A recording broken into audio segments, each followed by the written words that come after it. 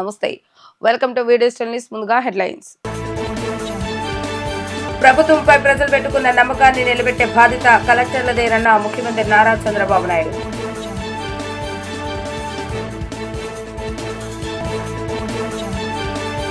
ప్రభుత్వం ముఖ చిత్రాన్ని క్షేత్రస్థాయిలో ప్రతిబింబించే విధంగా జిల్లా కలెక్టర్లు కృషి చేయాలన్న మంత్రి పయ్యావుల కేశవ్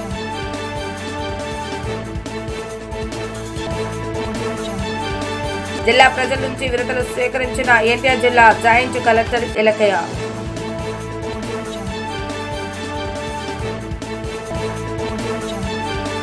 ప్రభుత్వంపై ప్రజలు పెట్టుకున్న నమ్మకాన్ని నిలబెట్టే బాధ్యత కలెక్టర్లదేనని సీఎం చంద్రబాబు నాయుడు స్పష్టం చేశారు. లక్ష్యాలకు అనుగుణంగా వారు పనిచేయాలని తెలిపారు. మానవీయ కోణంలో ఆలోచించి నిర్ణయాలు తీసుకోవాలని, క్షేత్రస్థాయిలో పర్యటించి వాస్తవాలు గ్రహించాలని దిశానిర్దేశం చేశారు. కొత్తగా నియమితులైన కలెక్టర్లకు శుభాభినందనలు తెలిపారు. వెలగపూడి సచివాలయంలో కలెక్టర్ల కాన్ఫరెన్స్ లో వివిధ రంగాలపై సమీక్షలోనూ మాట్లాడారు. ఈ సందర్భంగా సీఎం చంద్రబాబు నాయుడు మాట్లాడుతూ అందరినీ సాధికారత దిశగా నడిపిస్తామని చెప్పిన హామీని జనం విశ్వసించి ఎన్డీఏకి 94% స్ట్రైక్ రేటుతో 164 అసెంబ్లీ స్థానాలు ఇచ్చారని తెలిపారు. సంపద సృష్టించి ఆదాయాన్ని పెంచి సంక్షేమం అమలు చేస్తున్నామని కూడా చెప్పామన్నారు. చెప్పినట్లుగా సూపర్ 6 ను సక్సెస్ చేశామని, ఆర్థిక అసమానతలు తగ్గించేందుకు అభివృద్ధితో పాటు సంక్షేమాన్ని అమలు చేస్తున్నామని గుర్తు చేశారు. ప్రజల విశ్వాసం నిలబెట్టే బాధ్యత తమతో పాటు కలెక్టర్ది కూడా అని తెలిపారు. శాఖాధిపతులు, జిల్లా కలెక్టర్లతో పాటు మంత్రులు కూడా ప్రగతిలో భాగస్వాములు కావాలని అన్నారు. వారిని త్వరలోనే జిల్లా ప్రగతి చైర్మన్లుగా నియమిస్తామని, నియోజకవర్గ ప్రగతి అధ్యక్షులుగా శాసనసభ్యులను నియమిస్తామని చెప్పారు. శాఖల వారీగా ర్యాంకులు ప్రకటించామని, అది శాఖాధిపతులకు మాత్రమే వర్తించదని, ఆ శాఖల మంత్రులకు వర్తిస్తుందని, శాఖలపై వారు సంపూర్ణ అవగాహన పెంచుకోవాలని తెలిపారు. పథకాల లబ్ధిదారులకు సాయం అందటంలో తలెత్తిన చిన్న చిన్న లోటుపాట్లను కలెక్టర్లు సరిదిద్దాలని అన్నారు. వెల్ఫేర్ ఇస్తూనే ఇంకొక పక్క P4 కూడా తీసుకొచ్చాం. ప్రభుత్వం చాలా స్పష్టంగా ఒక హామీ ఇచ్చాం. అభివృద్ధి చేస్తాం, సంక్షేమ కార్యక్రమాలు ఇంకా మెరుగ్గా చేస్తాం, అందరినీ సాధికార వైపు తీసుకెళ్తామని చాలా స్పష్టంగా హామీ ఇచ్చాం. నమ్మారు. 94% మాకు స్ట్రైక్ రేట్ ఇచ్చారంటే ఈ ప్రభుత్వం పైన పెట్టుకున్నటువంటి అచంచలమైన విశ్వాసం. ఆ విశ్వాసాన్ని మేము మళ్ళీ తిరిగి నిలబెట్టుకోవాలంటే ఎన్డీఏ కూటమి, నేను కానీ పవన్ కళ్యాణ్ గారు కానీ మేమందరం దీన్ని ఎప్పటికప్పుడు పర్ఫార్మెన్స్ చేస్తే తప్ప ఇది సాధ్యం కాదు. మంత్రులు ఎంత పని చేసినా అధికార యంత్రాంగం కూడా దీన్ని ముందుకు తీసుకుపోయే పరిస్థితి రావాల్సిన అవసరం ఉంది. అందుకే ఈరోజు పోస్టింగ్స్లో కూడా మీరు చూశారు. 1 ఇయర్ తర్వాత నేను చాలా డెప్త్కి వెళ్ళాను. నాకు ఉండే డేటా పాయింట్స్ అన్నీ తీసుకున్నాను. దాన్ని బేస్ చేసుకొని ఈ అన్ని విధాలు ఆలోచించిన తర్వాత ఎవరిని ఎక్కడ పెడితే అనుకున్న లక్ష్యాలకు దగ్గరగా చేరగలుగుతాము, మిమ్మల్ని అందరినీ ఎంపిక చేశామని చెప్పి కూడా నేను మీకు తెలియజేస్తున్నాను. ఫస్ట్ ఆఫ్ ఆల్ కొత్తగా వచ్చిన కలెక్టర్స్కి అందరికీ మనస్ఫూర్తిగా ప్రజల తరపున, మా అందరి తరపున అభినందనలు, కంగ్రాచులేషన్స్, ఆల్ ది బెస్ట్. అదే సమయంలో పాత కలెక్టర్స్కి మళ్ళీ ఒకసారి గుర్తు చేస్తున్నా, మీలో కాంప్లసెన్సీ ఉంటే అది కరెక్ట్ కాదు. మీరు చేసిన పని బాగా ఉందనే ఉద్దేశంతో మిమ్మల్ని కొనసాగిస్తున్నాం. అదే సమయంలో మీరు నిరూపించుకోవాల్సింది ఇంకా చాలా ఉంది. ప్రైమ్ మినిస్టర్ తర్వాత, చీఫ్ మినిస్టర్ తర్వాత ఆల్ పవర్ఫుల్ కలెక్టర్. మీరు అనుకుంటే జిల్లా రూపురేఖలు మార్చే అవకాశం మీకు ఉంటుంది. ఆ విషయం గుర్తుపెట్టుకోవాలి. రెండోది ప్లానింగ్, పొలిటికల్ గవర్నెన్స్ అన్నాం. మీరు అడ్మినిస్ట్రేషన్ చేయగలుగుతారు, పొలిటికల్ మేనేజ్మెంట్ చేయాల్సింది ఈ పక్క ఉండే రాజకీయ నాయకులు చేయాలి, మంత్రులు చేయాలి. That is the duty. Policy ఇవ్వడమే కాకుండా ఆ పాలసీని లాస్ట్ మైల్కి ప్రజల్లోకి తీసుకుపోవడం, అమలు చేయడం, ప్రజల్ని ప్రిపేర్ చేయడం, పొలిటికల్ ఫోర్సెస్ ఏమైనా ఉంటే న్యూట్రలైజ్ చేయడం, సమర్థవంతంగా వాళ్ళని ఎదుర్కోవడం చేయాల్సిన బాధ్యత వీళ్ళందరిపైన ఉంది. ఈ 2 విషయాలు మీరు గుర్తుపెట్టుకొని ముందుకు పోవాల్సిందిగా కోరుతున్నాం. రాష్ట్ర సచివాలయంలో నిర్వహిస్తున్న 4వ జిల్లా కలెక్టర్ల సమావేశంలో ప్రారంభోత్సవ ఉపన్యాసంలో భాగంగా రాష్ట్ర ఆర్థిక శాఖ మంత్రి పయ్యావుల కేశవ్ మాట్లాడుతూ ప్రభుత్వ ముఖ చిత్రాన్ని క్షేత్రస్థాయిలో ప్రతిబింబించే విధంగా జిల్లా కలెక్టర్లు కృషి చేయాలని, కొత్త విషయాలను కొత్తగా ఆలోచించే ఎనర్జీ జిల్ ఉన్న ముఖ్యమంత్రి నారా చంద్రబాబు నాయుడు ఆలోచనలకు అనుగుణంగా జిల్లా కలెక్టర్ల క్షేత్రస్థాయిలో పనిచేస్తూ ప్రభుత్వానికి మంచి పేరు తీసుకురావాలని కోరారు. ముఖ్యమంత్రి ఉన్నత స్థాయి ఆలోచనలకు అనుగుణంగా జిల్లా కలెక్టర్లు ఎదగాలని, ప్రజలకు సంతృప్తి స్థాయిలో సేవలు అందజేయాలని చెప్పారు. ఏ ప్రభుత్వంలోనూ ప్రణాళిక శాఖకు ఎవరు అంతగా ప్రాధాన్యతనివ్వరు, కానీ ఈ ముఖ్యమంత్రి ఎంతో ఉన్నతంగా ఈ శాఖను వినియోగించుకోవడం వల్ల GSDP సాధనలో దేశంలోనే ప్రథమ స్థానంలో రాష్ట్రాన్ని నిలపడం జరిగిందని తెలిపారు. వినూత్న ఆలోచనలతో రాష్ట్ర ఆర్థిక వ్యవస్థలో సమూల మార్పులు తీసుకువస్తూ రాష్ట్ర ఆదాయాన్ని, సంపదను సృష్టించడం జరుగుతుందని తెలిపారు. New Team 26, the chosen few of the state. ముఖ్యమంత్రి గారి ఆలోచనల్ని, ప్రభుత్వ ఆలోచనల్ని క్షేత్రస్థాయిలో ఇంప్లిమెంట్ చేసి ఫేస్ ఆఫ్ ది గవర్నమెంట్గా కనపడేటువంటి కలెక్టర్లందరికీ కూడా ఈ కలెక్టర్స్ కాన్ఫరెన్స్కి హృదయపూర్వకంగా స్వాగతం పలుకుతున్నాం. 3 కలెక్టర్స్ కాన్ఫరెన్స్ ఎవాల్వ్ అవ్వడం నేను చూశాను ముఖ్యమంత్రి గారి ఆలోచనలతోటి. When we started with retrospective impact thinking. ఏం జరిగింది రాష్ట్రంలో, ఎక్కడికి వెళ్ళాం, మనం ఎక్కడున్నాం, అక్కడి నుంచి మొదలుపెట్టాం. ఇవాళ వీఆర్ ఇన్ అ ప్రాస్పెక్టివ్ నోట్లో కూడా ముఖ్యమంత్రి గారి ఆలోచనలు ఎంత స్పష్టంగా ఉన్నాయనంటే ప్రతిదానికి ఒక యాడ్ స్టిక్, ప్రతిదానికి ఒక మెజరబిలిటీ అనేటువంటిది ఉండాలి పర్ఫార్మెన్స్లో. ఎందుకు అనంటే కామన్ మ్యాన్కి ఇప్పటికీ కూడా collector is the face of the government. So deliverables అన్నీ వెళ్లాల్సింది, జిల్లా యంత్రాంగంలో పనితీరు ఇంప్రూవ్ కావాల్సింది, కీలకమైనటువంటి స్థానం కలెక్టర్గా. అందులో మీ కెరియర్లో this is the most aspired post. దీనికి మీరు now you have been chosen few by the chief minister. Now it's your responsibility, it's your turn to start delivering the chief minister's ideas. And I can tell you vouch you for certain things. నాకు ఒక 30 సంవత్సరాల ఎంతో సుదీర్ఘ పయనం చేశాను నేను. 30 సంవత్సరాలలో ప్రతిరోజు ఏదో ఒక కొత్త విషయాన్ని కొత్తగా ఆలోచించే ఎనర్జీ జీలు ఉన్నటువంటి వ్యక్తి. ఆయన ఎదురుగా చెప్పడం కాదు, ఇట్స్ రేరెస్ట్ ఫినామినా. ఒక మనిషిలో ఇట్లా ఉండడం, ఒక తపన, ఆరాటం, ఇంకా ఏదో చేయాలి, ఇంకా బెటర్గా చేయాలి, ఇంకా అద్భుతంగా చేయాలి అనేటువంటి నెవర్ ఎండింగ్ జీల్ ఉన్నటువంటి లీడర్తో పనిచేయడం is the greatest opportunity for you to rise your bench marks, to rise your capabilities. మనం అందరం కూడా కాంప్లిసెన్సీ లైఫ్లో చాలా ఈజీగా సెటిల్ అయిపోతాం. కలెక్టర్ అయిపోయాము అనగానే మేము అచీవ్ అయిపోయాం, మంత్రి అవగానే మేము అచీవ్ అయిపోయాము అనేటువంటిది. ముఖ్యమంత్రి గారికి ఎవ్రీ డే ఆయన బార్ పెంచుతూ ఉంటారు మాకు. సో మీ కలెక్టర్స్ కూడా don't be satisfied. I don't think you will have an opportunity to live a satisfied life because your bar will be like a bamboo tree. It will grow by the night, it will grow by the day. Your bar will be constantly upgraded every day, every minute. There's a challenge in you to rise up to the chief minister's occasion. That's what give you the confidence, I tell you. I mean, the అద్భుతమైనటువంటి confidence వస్తుంది. ముఖ్యమంత్రి గారి ఎక్స్పెక్టేషన్స్ని reach అయ్యి మనం deliver చేసిన రోజున అటు public satisfaction పెరుగుతుంది, మన సాటిస్ఫాక్షన్ పెరుగుతుంది, మన కేపబిలిటీస్ పెరుగుతాయి. So it's a rarest opportunity. I'm telling you, the young team here, get the best, do the best. ముఖ్యమంత్రి గారి ఆలోచనల్ని ట్రాన్స్లేట్ చేయండి, డెలివర్ చేయండి. We all are with you. It's a political governance. ముఖ్యమంత్రి గారు పదే చెప్తా ఉంటారు. So we are there. ఒక చిన్న ఎగ్జాంపుల్, ప్లానింగ్ డిపార్ట్మెంట్ అనేటువంటిది గత 70 సంవత్సరాలలో అదొక పోస్ట్ మార్టం డిపార్ట్మెంట్ లాగా ఉంటుంది. కానీ చంద్రబాబు నాయుడు గారి గవర్నమెంట్లో planning department plays a very key role. I mean, it totally changes its face, it changes its importance, changes the direction. ఇవాళ అన్ని శాఖలకి ముఖ్యమంత్రి గారు మెజరబుల్ బెంచ్ మార్క్స్ ప్లానింగ్ నుంచి పెడుతున్నారు. రేపొద్దున మీరు జిల్లాలోకి వెళ్ళిన తర్వాత కూడా GSDP ఈ గవర్నమెంట్ వచ్చిన తర్వాత now we have topped the nation లెవెల్లో. We have crossed 10.5%. ప్రజా సమస్యల పరిష్కార వేదికకు రాష్ట్ర ప్రభుత్వం అత్యంత ప్రాధాన్యత ఇస్తుందని, ప్రతి అర్జీపైన ప్రత్యేక దృష్టి పెట్టి ప్రజల సమస్యలకు నాణ్యమైన పరిష్కారం చూపాలని జిల్లా జాయింట్ కలెక్టర్ ఎస్ ఇలకయ్య అన్నారు. అధికారులు నిబద్ధతతో అర్జీలపై దృష్టి పెట్టి పారదర్శకంగా సమస్యలు పరిష్కరించాలని తెలిపారు. కలెక్టరేట్ శ్రీ పింగళ వెంకయ్య సమావేశ మందిరంలో నిర్వహించిన PGRS కార్యక్రమంలో ఎస్ ఇలకయ్య అధికారులతో కలిసి ప్రజల నుంచి అర్జీలు స్వీకరించారు.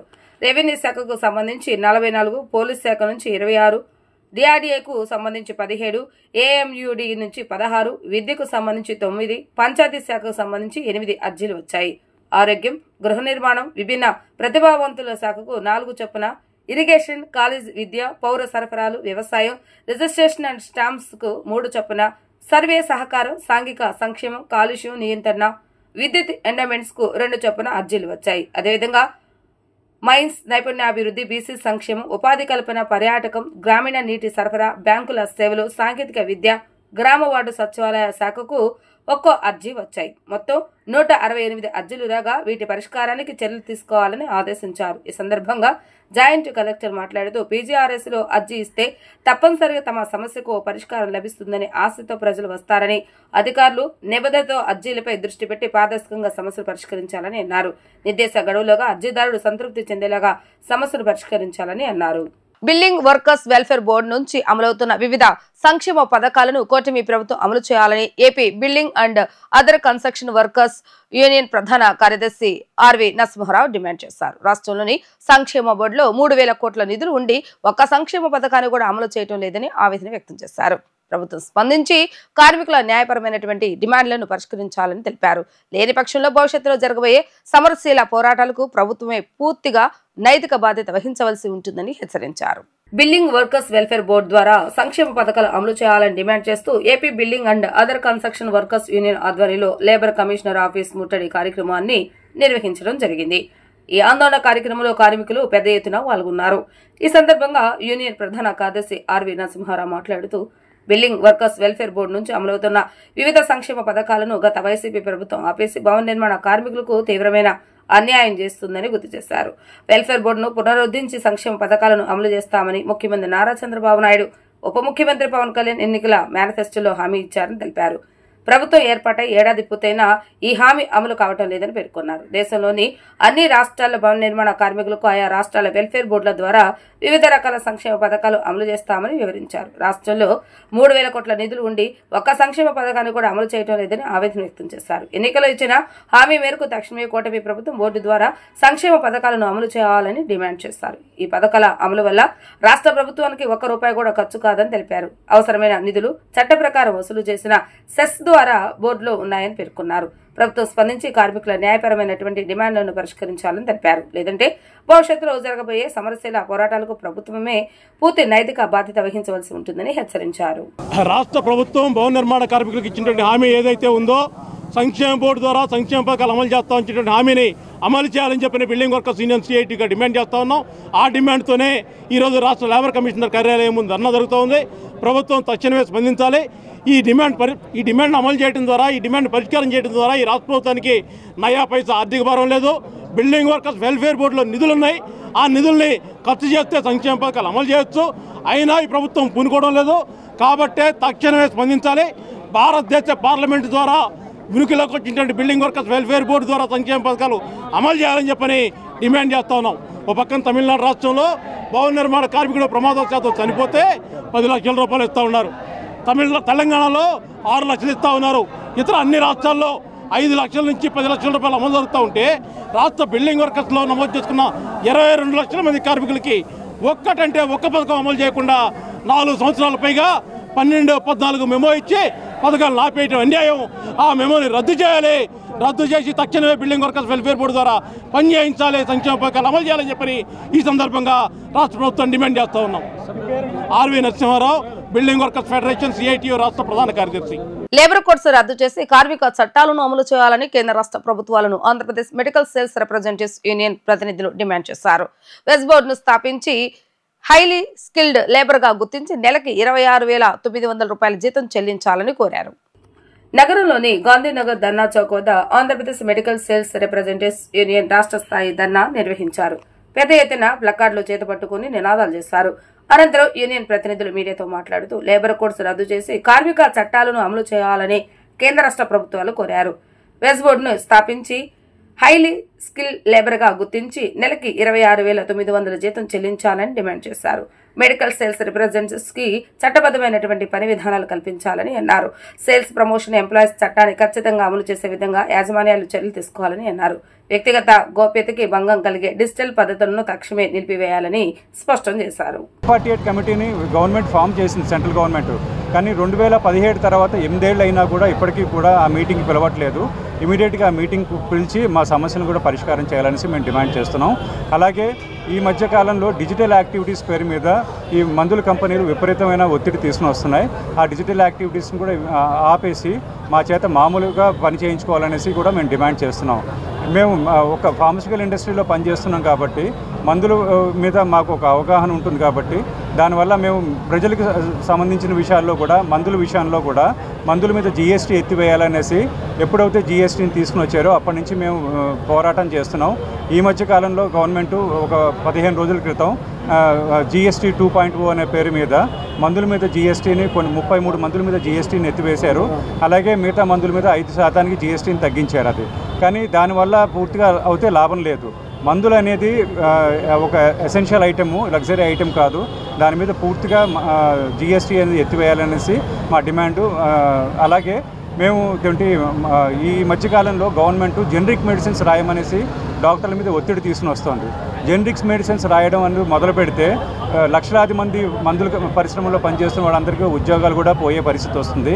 దానికన్నా గవర్నమెంట్ మందుల కంపెనీల మీద ఒత్తిడి తీసుకుని వచ్చి మందుల ధరలు తగ్గిస్తే దానివల్ల ప్రజలకు కూడా ఉపయోగపడుతుంది అనేసి మేము డిమాండ్ చేస్తున్నాం. ఈ అన్ని డిమాండ్స్తో ఈరోజు మేము రాష్ట్ర వ్యాప్త ధర్నా చేస్తున్నాం.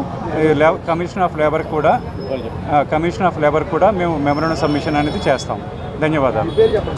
నా పేరు Venkatrao, Andhra Pradesh medical and sales representative union రాష్ట్ర ప్రధాన కార్యదర్శి.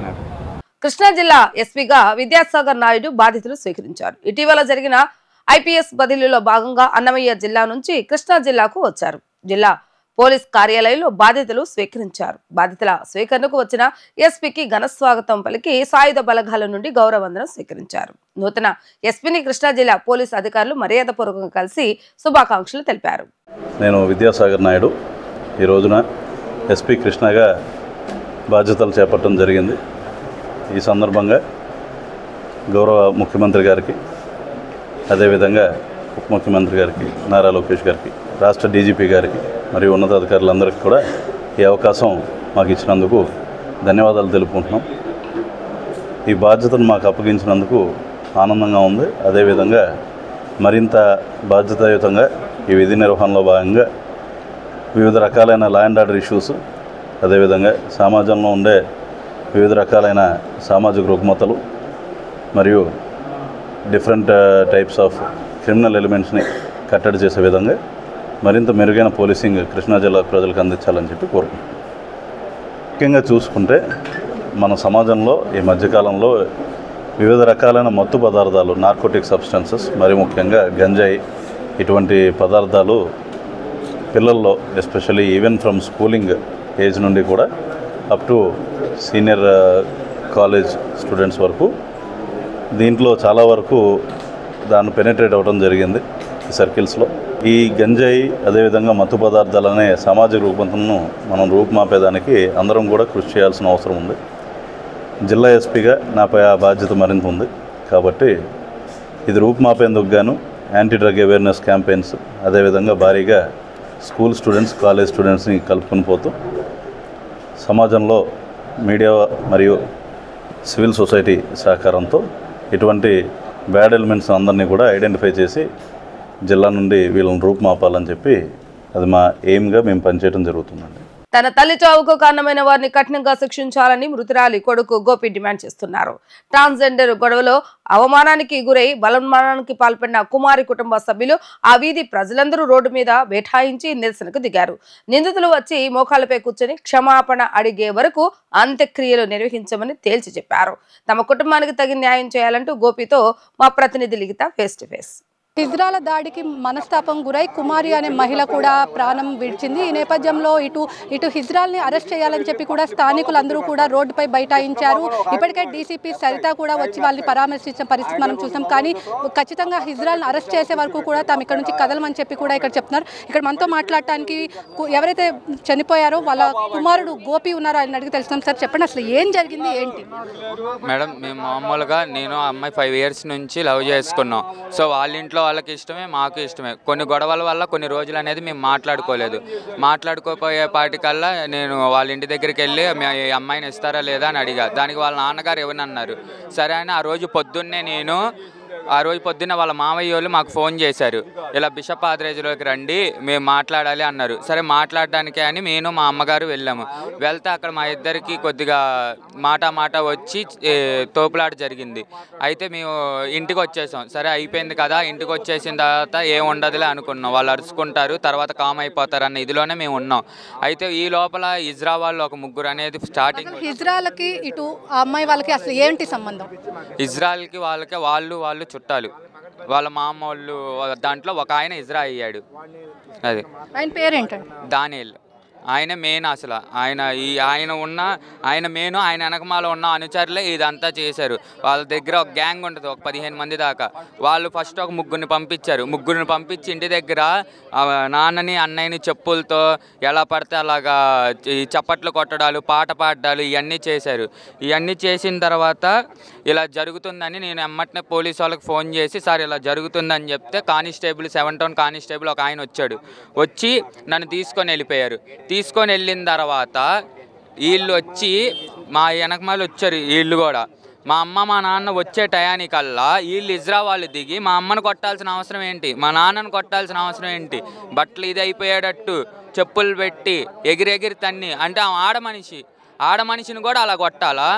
వాళ్ళు అసలు ఎందుకు వచ్చారు, దేనికి వచ్చారు, ఎందుకు కొట్టారు అది అనేది తెలియాలి. వాళ్ళు ఎవరు చెప్తే వచ్చారు అవన్నీ మాకు తేలాలి, అది జరగాలి, మాకు న్యాయం జరగంది ఇక్కడ నుంచి కదిలిచ్చేదే లేదు. ఇప్పుడు దాడి జరిగినప్పుడు మీరు ఎక్కడున్నారు ఏంటి? నేను ఇక్కడ వీళ్ళు ముగ్గురు ఇజ్రా వాళ్ళు వచ్చారు అనగానే మేము పోలీసు వాళ్ళకి ఫోన్ చేసి అమ్మటనే పోలీస్ ఆయన వచ్చాడు, నన్ను తీసుకొని వెళ్ళిపోయాడు. మిమ్మల్ని ఎందుకు తీసుకెళ్లారు అసలు? అంటే ఇప్పుడు ఇంత ఎపిసోడ్లో ఇటు హిజ్రాల్ది తప్పు పెట్టుకొని మిమ్మల్ని ఎందుకు తీసుకెళ్లారు? అంటే గతంలో ఏమన్నా గొడవ జరిగిందని వాళ్ళకి దృష్టికి మీరు ఏమైనా తీసుకెళ్లారా? గతంలో అంటే గత 5 సంవత్సరాల నుంచి లవ్ చేసుకుంటున్నారని చెప్పారు. ఎప్పుడైనా ఇలాంటి మనస్పర్ధలు వచ్చాయా మీ మధ్యలో? ఇవన్నీ మీ పేరెంట్స్కి కానీ వాళ్ళ పేరెంట్స్కి కానీ చెప్పారా? మేడం, ఈ 5 సంవత్సరాల్లో మాకు గొడవలు అయ్యాయి. ఇంట్లో వరకే, అది మేము వాళ్ళ ఫ్యామిలీ వరకే అక్కడితో అయిపోయిద్ది. కానీ వీళ్ళు అనేది ఇజ్రా వాళ్ళు అనేది ఇప్పుడు ఎందుకు ఎంట్రీ అయ్యారు? మాకు ఎప్పుడు గొడవ అయినప్పుడు ఎంట్రీ ఇవ్వలేదు, ఇప్పుడు ఎందుకు ఎంట్రీ ఇచ్చారు? వాళ్ళు అసలు రావాల్సిన అవసరం ఏంటి? ఎవరు ఫోన్ చేశారు? అది మీ మమ్మీ లోపల హ్యాంగ్ చేసుకున్నారని చెప్పారు. అప్పుడు ఆవిడ పరిస్థితి ఎలా ఉంది? అంటే హాస్పిటల్లో చనిపోయారా లేదంటే ఇక్కడ చనిపోయారా? అసలు మీరు ఆవిడని కలిసారా? లాస్ట్ ఏం మాట్లాడారు? అంటే ఇక్కడ హిజ్రాల్తో దెబ్బలు తిన్న తర్వాత మీరు ఆవిడతో మాట్లాడారంటే మీరు స్టేషన్లో ఉన్నారంటున్నారు కదా, మేము నేను కలిసారా? ఎవరు? అమ్మగారుని హాస్పిటల్కి వెళ్ళి ఏమన్నా చూసి వచ్చారా? అప్పటికే ఆవిడ పొజిషన్ ఎలా ఉంది ఏంటి? మాట్లాడుతున్నారా? మాట్లాడట్లేదు మేడం. అసలు నేను స్టేషన్ దగ్గర నుంచి డైరెక్ట్ హాస్పిటల్కి వెళ్ళిపోయా. హాస్పిటల్కి వెళ్ళంగానే ఇంకా వెంటిలేటర్ మీద ఉన్నాడు. అసలు నోట్లో పైపులు పెట్టేసి అసలు మాట్లాడే ఇది కూడా లేదు. అలాగే బెడ్ మీద ఉన్నారు.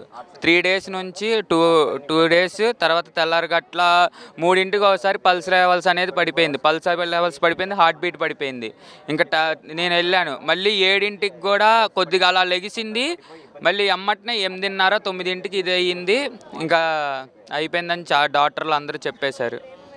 అసలు ఇప్పుడు ఈ ప్రేమ వ్యవహారానికి సంబంధించి ఇరు కుటుంబాల మధ్యలో అసలు ఇప్పుడు ఎవరైనా మాట్లాడే ప్రయత్నం చేశారంటే ఇప్పుడు ఇంత గొడవ జరుగుతుంది, అటు పక్కన అమ్మాయి తరఫున వాళ్ళు ఎవరైనా మీకు ఫోన్ చేశారా? న్యాయం చేస్తాము, మీకు సపోర్ట్ ఏ విధంగా ఉండబోతుంది? వాళ్ళైతే కొంతమంది రాయబారానికి పంపించారని మేడం, ఇన్ని డబ్బులు ఇస్తాను, అమ్మాయిని ఇచ్చి పెళ్లి చేస్తాను, మీరు అంటే ఇప్పుడు డబ్బులు ఇచ్చినంత మాత్రం తిరిగి చనిపోయిన మమ్మీ ప్రాణం రాదు కదా. మేము అదే అడిగాం, మీకు ఎంత డబ్బులు కావాలో నేనే ఇస్తాం, మా ఇల్లు మొత్తం రాసిస్తాం, మా అమ్మని మాకు తీసుకురండి, మీరు ఎవరైతే ఉన్నారో వాళ్ళందరూ మా అమ్మని తీసుకొని రాగలరా, మీకు ఎంత కావాలంటే మేమే మీకు ఇస్తాం ఎదురు అన్నాం. 10 లక్షలకి మా అమ్మ వస్తుందంటే నేనే ఇస్తా వాళ్ళకి, మా అమ్మని తెస్తారా? మొత్తం మీ ప్రధానమైన డిమాండ్ ఏంటి? అంటే ఇప్పుడు పోలీసులు అసలు కేసు కట్టారా? వాళ్ళు ఇప్పుడు మీకు ఏం చెప్తున్నారు? ఇంత గొడవ జరుగుతుంది, డీసీపీ కూడా వచ్చారు, ఏం చెప్తున్నారు? ఇప్పుడు సిఐతో మాట్లాడే ప్రయత్నం చేశారా? అసలు ఏంటి మేడం? ఇవాళకి 5 డేస్ నుంచి వాళ్ళు అంత దజ్జాగా తిరిగారు. నిన్న అంటే అంత దజ్జాగా వాళ్ళు వచ్చి నిన్న మిమ్మల్ని ఏమన్నా బెదిరించే ప్రయత్నం చేశారు? ఇప్పుడు హిజ్రాల్ వచ్చి అంటే మమ్మీ చనిపోయిన తర్వాత వాళ్ళు వచ్చి ఏమన్నా మిమ్మల్ని బ్యాడ్ వర్డ్స్గా మాట్లాడటం కానీ, వాళ్ళు వచ్చి బెదిరించి అంటే చంపేస్తాం, నన్ను ఏం చేయలేరు అని చెప్పి వాళ్ళు ఏమన్నా మీతో మాట్లాడారా? అలా ఏం చేయలేదు మేడం. కానీ వాళ్ళు అసలు అంత దజ్జాగా నిన్న వాళ్ళందరూ వెళ్ళారంట. అంటే వెళ్తే పోలీసు వాళ్ళకి తెలియదా? వాళ్ళకి తెలిసిద్దిగా ప్రతి ఒక్కటి. ఏ ఫోన్ నెంబర్లు ఉంటాయి, ట్రేస్ అవుట్ చేసి పట్టుకోలేరా? వాళ్ళు ట్రేస్ అవుట్ చేసి పట్టుకుంటారు, ఎవరు చేశారో వాళ్ళకి తెలిసిద్ది, ఎక్కడ ఉంటారో తెలిసిద్ది. అంటే ఇన్ని రోజులైనా 5 days అయినా సరే వాళ్ళని పట్టుకోకుండా, వాళ్ళని యాక్షన్ తీసుకోకుండా వీళ్ళేం చేస్తున్నారు? మాకు అది తేలాలి మేడం. ఎవరైనా సరే దీని వెనకమాల ఎవరు ఉన్నదైనా సరే వాళ్ళందరూ జైలుకి వెళ్ళాలి. అది మాకు జరిగే న్యాయం. అది జరిగే వరకు ఇక్కడ నుండి కదిలిచ్చేదే లేదు. ఎవరు వచ్చినా సరే ఇక్కడే ఉండిద్ది. అసలు మీ ఫాదర్ మాట్లాడించే ప్రయత్నం చేద్దాం. చెప్పండి, అసలు ఎందుకు ఇప్పుడు మీ అబ్బాయి వ్యవహారం మీకు తెలుసా? అంటే ఎలా, అంటే ఒకవేళ కనుక ఇప్పుడు మీ వైఫ్ని కోల్పోయారు, ఏంటి?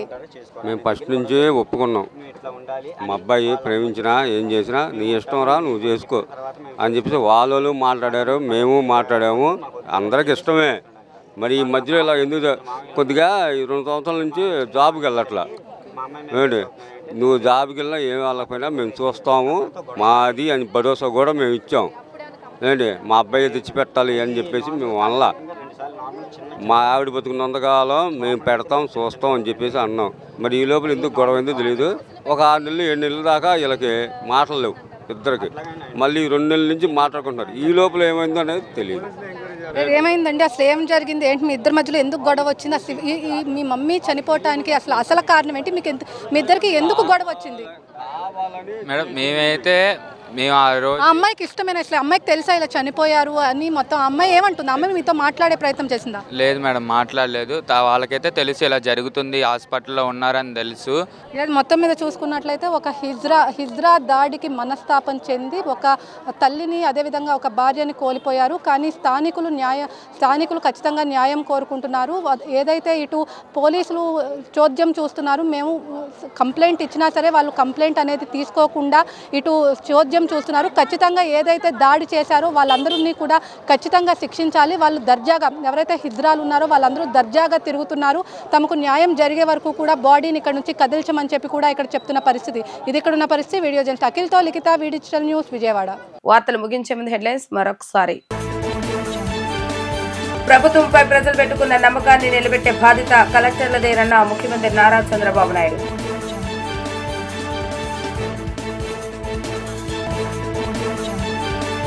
ప్రభుత్వం ముఖ చిత్రాన్ని క్షేత్రస్థాయిలో ప్రతిబింబించే విధంగా జిల్లా కలెక్టర్లు కృషి చేయాలన్న మంత్రి పయ్యావుల కేశవ్.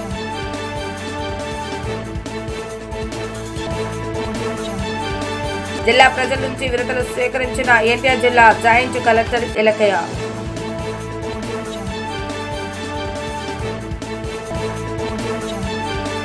ఇవి ఈ రోజు వార్తా విశేషాలు. మరలా తిరిగి ప్రసారమయ్యే వార్తల్లో మళ్ళీ కలుద్దాం. అంతవరకు సెలవు. నమస్కారం.